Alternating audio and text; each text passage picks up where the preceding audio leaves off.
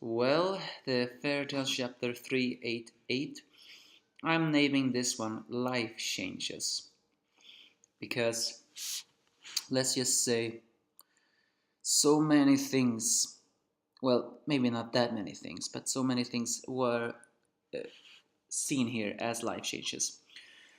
First of all, Wnedy gets herself together, promises she no longer cries, and cuts off the rest of her long hair that was cut by Isel, proving herself that she will not cry anymore and do not despair, showing that she has decided to become a new person.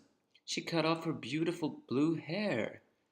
Oh no, why? I really like that blue hair. But now, so what does this mean? When they will get character development, which means she no longer will be timid, no longer be frightened, and no longer be uh, weak.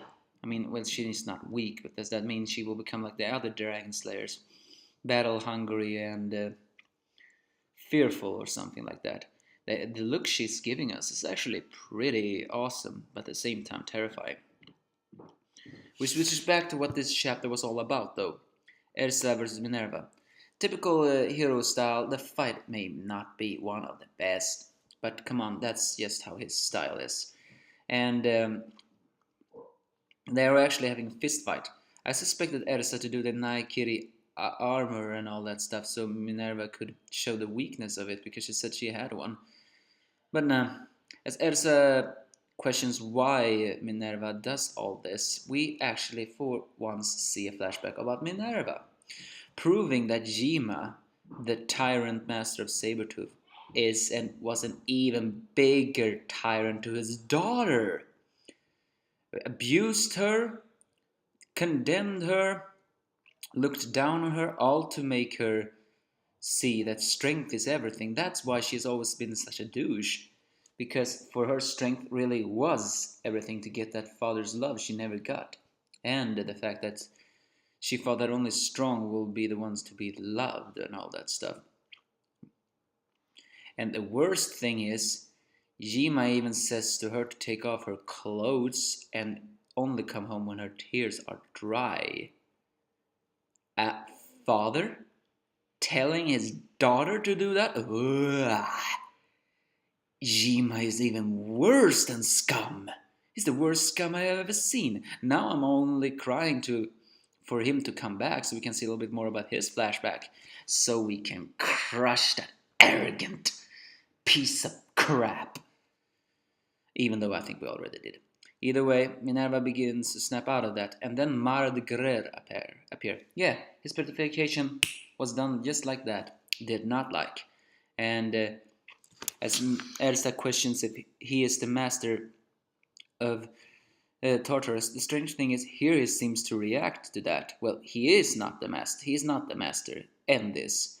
But that could mean that he actually has an undying loyalty to End, seeing the fact that he always holds the book, and I guess that was already apparent. But Mardgrer decides to attack Minerva first, as Minerva tells Ersa to run. However, then the attack gets deflected by two people we only cried that we will want to see. Yes, it is Sabertooth's Sting and Rouge with their Excedo partners. Rouge seems to have done a slight change. Now a top knot. Sting looks almost the same. Sting holds the lady, saying they have come to get you because your home is in Sabertooth. That means that even though they did not really approve of the lady's evil ways, they still have decided to value comrades. So that's very heartwarming. But now is the question. Next week says Twin Dragons versus Demon King. How will that fight be? Just like previous Heroes fights, I have a feeling it will be short. But I have a very big feeling that the Twin Dragons are going to lose. Why?